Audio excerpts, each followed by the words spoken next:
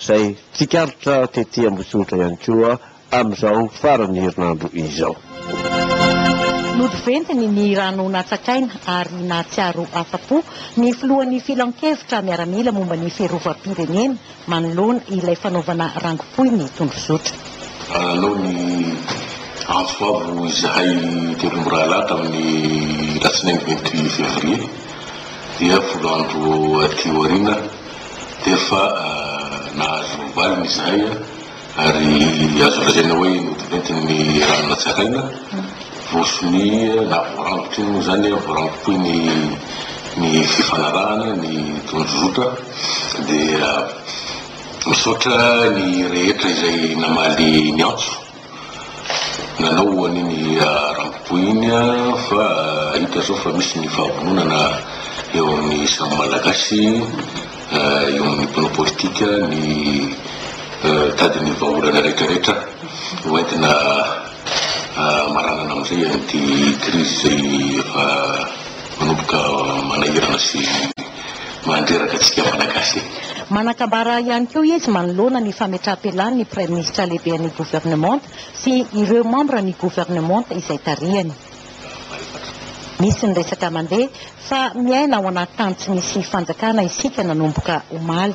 Fametraha-pialana ny Premier Ministre sy ny gouvernement dia ao anatiny lalana tokony izorana amin'ny fanatanterahana ny tondrozotra amin'ny voala amin'ny krizy zavatra tsy mahagaga mihitsy zany fa zavatra ao anatin'ny programa tokony tanteraha ny hoe tsisy fanjakana tsy marina mihitsy zany satria miaro-panjakana rehetra ny amin'ny laotole filohan'ny tetezamita eo ny CSP eo CP eo zahay CMDN mbola eto ny HCC ny CNI mbola eo dolo zany ary na ny gouvernement zany ny Premier Ministre sy ny ministre fotsiny ny miantona ny raha-panjakana mandeha araka ny tokony izy dolo tsy marina ny filazana zany hoe sisy fanjakana tondrozotra.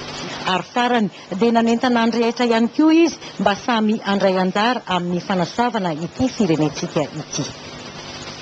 Toka tokoa za anvoaka aloha voalohany indrindra izay nampiseho ny fahindreny nampiseho ny fahalalany hoe aiza marina moa ny tena tombotsoa dia ny tombotsoa iombonana zany tombotsoa avo indrindra dia miantso zany mbola manamafy hoe oka tsika ho tony zao tsika zany dia afaka ilaza fa hoe marina hoe rangopoy moa no ilazana azy nanaovana sonia fa mbola zay tena hoe sonia tanteraka io nefa na zany rahantsika nahita fa dia fa dingana goavana be no vita ary indrindraindrindra eo anivo ny firaisam-pirenena na ny communauté internationale ka dia eto azy zany misolo tena nireo namana indrindra moa ny ao amin'ny ampanjakana zay tena ny filohany dia miala haba voalohany indrindra le politika malagasy tonga amin'izao tanjona zao miala haba manokana ihany koa ny filoha André Irina Rajoelina izay tsy niandry fotoana tokoa fa tonga dia nandray andraikitra zava-dehibe zao raharotiko ihany koa zany na zany satria fiainana moa tantely mambana dia mitodika amin'ny firenena satria communauté internationale ny resahana dia le zava-nisy androany tany amin'ny firenena japonaise zay nireny misy loza zay voajanahary ary mety misy aina maro nafoy tamin'izany koa dia mampahery andreo japonais zany ny tenanay manarak'izay moa nametraka tokoa ny fialana zany ny gouvernement zay zay moa tokony izy rehefa vita ny fanaovana parafy ny feuille de routine dia tsy niandry fotoana hoe ateo fa avy hatrany dia nandrafa zany zay gouvernement zay ary mino tsy efa fantatra ny fomba fiasany fa amin'ny herinandro ambony vao manomboka angamba ny herinandro dia hitsangana zany azy io gouvernement zay gouvernement iraisana ny hery rehetra indrindraindrindra ny hery politika sy ny société civile zay hiara hitapana ny hamitana ny tetezamitatia ka dia rarina mirary fahombiazana tanteraka mikasika momba ny hoavitsika oatoato. Aoka isika isafitrany ny atao hoe falepalemana sy ny losola aingana diana dia iverina fa tsy maintsy manara-penitra sady tsy misy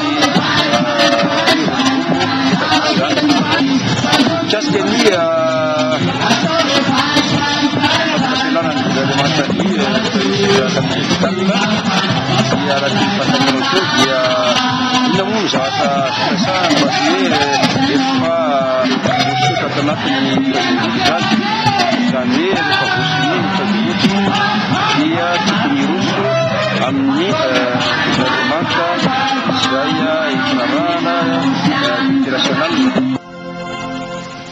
Valomaro saraiky amby folo sy roa arivo andro iraisam-pirenena ho an'ny vehivavy.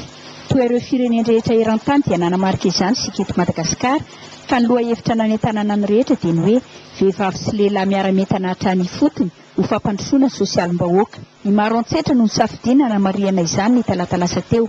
Lanonana no karakarain'ny ministeran'ny mponina ary natao teo ambany fiahian'ny vadiny filohan'ny fahefanavon'ny tetezamita Ramatoa Mialy Rajoelina. Notsindrinina nandritra ny fandraisam-pitenenany ary ny fiheverany ny atao hoe vehivavy. Ny vehivavy amiko toy ny reniko, sarobidy ary mendrika loatra ka te hanambara aminy ihany io ny famporisiako rehetra sy ny fakasitrahako feno amin'ny mahavehivavy azy. Fa amin'ny mahafirompanorona ny fikambanana fitian'ny Ramatoa Mialy Rajoelina ihany koa dia noararotiny ny nitsidika ireo fokotany ravany sy cyclone Bingiza ary nankahery ireo mponina tao aminy.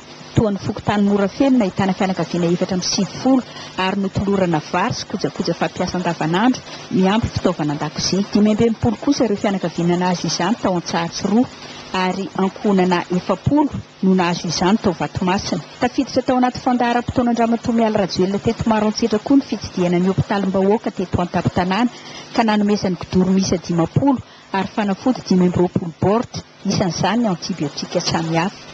Marihana fa nisy ny karnavala lehibe nandraisan'ireo fikambanam-behivavy mahatratra 400 anjara. Nisy koa ny fitsidian'ny Ramatoa Mialy Rajoelina ny fampiratiana ny asa tanan'ireo vehivavy teto Maroantsetra. Nanotrina trano vadiny filohan'ny fahefanavon'ny tetezamita Ramatoa Rosette Vital. Ny minisitry ny mponina teo aloha, ny minisitry ny fambolena teo aloha ary olo manan-kaja maro avy eto Antananarivo sy any an-toerana.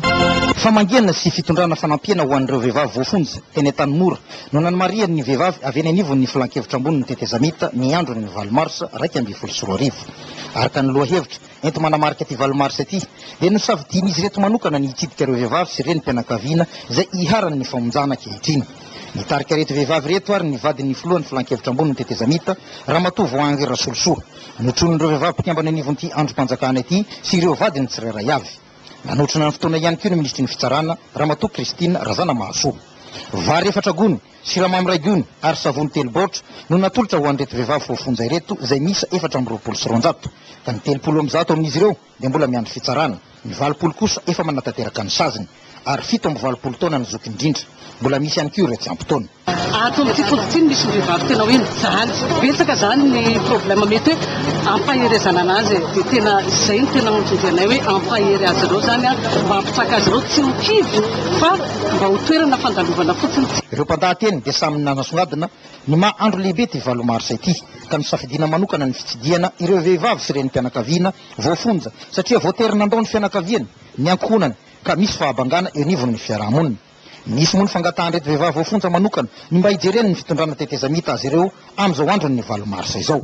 Ao ny tompona andraikitsavoatra dia mba mangataka koa zahay mametika izy famindram-po rehefa vita ny tetezamita ka hiditra any amin'ny tena hoe nirakitra ny repoblika fahefatra dia zany hafatra ho zany tompoko dia voaray feno ary dia minoa fa ho tanteraka. Izay ny teny Tanimora fa nanohizan'ireto vehivavy avy anivon'ny filan-kevitra ambony tetezamita reto ny fotoana androany kosa dia nisy ny fanolorana feza ambonikazo ho Ramatoa Voangy Rasolosoa izay mpitarika ty fikambanan'ny vehivavy eny anivon'ity androm-panjakana CSP ity. Natomboka tamin'ny fitaom-pivavahana iraisam-pinoana teto amin'ny FKTM Manjakandriana ireo hetsika samihafa tamin'izany ka ankoatra ny toriteny nampatahivana ny andraikitry ny vehivavy dia nanafana ny fotoana tetiny korala avy amin'ny cellule de prière Ambohibao. Fankahirezana fitondrana ambavaka ireo vehivavy voafonja kosa no natao teto amin'ny fonjany Manjakandriana.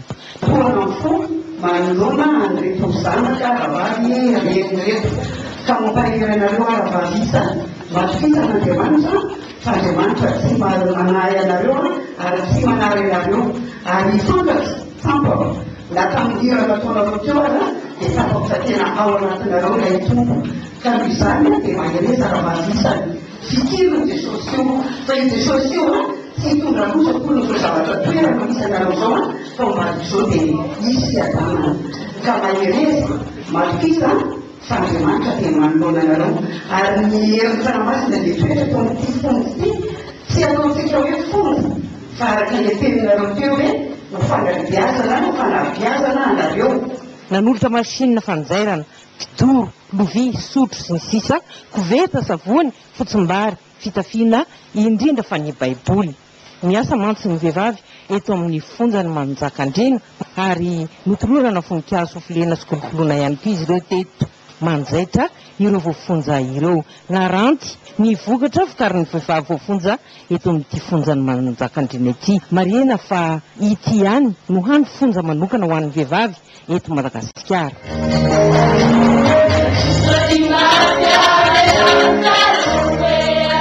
Teto amin'ny hôpitaly Manjakandriana indray dia fiaraha-mientana tamin'ny fanadiovana fobe no nataon'ny cellule de prière Ambohibao.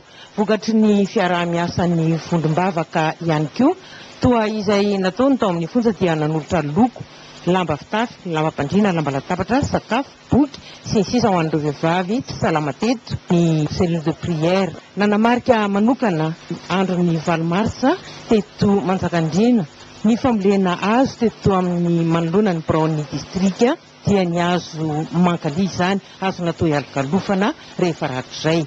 Mbola nanamarika ity andro ny vehivavy tao Manjakandriana ity ihany koa ny valandresaka nanarahana adihevitra izay niresahana ny tantaran'ny 20 marsa sy ny momba ny son'ny vehivavy ary ny kolotsaina malagasy. Ny famotona atao vangain-drano ny andron'ny 20 marsa teo ireo fikambanam-behivavy sy zanakam-pielezan'ny faritra Tsimotsinanana iny nanamarika ny andro iraisam-pirenena ho an'ny vehivavy. Tao ny fikambanam-behivavy avy tao an-toerana ny tarindra matoa Tasia Horasman, ny avy tao Farafangana, ny avy etỳ Antananarivo teo anivon'ny filakevitra ambony Tetezamita sy ny kongresin'ny Tetezamita ary ny fikambanana Entraide et Amitié avy any Nosobe Heliville. Ketsika fanampiana sy fanomezan-tanana fanadiovana ny tanàna ny vangain-drano tao reny ny fandalovan'ny cyclone Bingiza farany teo no nataony reto fikambanam-behivavy reto izay isany nampitondra faisana ny tanàna ny vangain-drano ny raha teo. Naneo firaisakina araka izany reto fikambanany reto ka isany nanome voninahitra izany hatrany ny filoha-lefitra ny filakevitra ambony Tetezamita Andriamato Horasman sy Vanovation Adrien Kester Faro enivon'ny kongresin'ny Tetezamita izay nitarika ny délégation ihany koa nandritra ny fankalazana ny fotoana amin'ny maso ny tena ny parlementany Tetezamita azy ireo. Niainga tamin'ny fitsidihana ireo marary teo amin'ny tobi-pitsaboana tao ambotopona ny fotoana ka nanolorana fanampiana ho azy ireo toy ny vary sy ny fitafiana.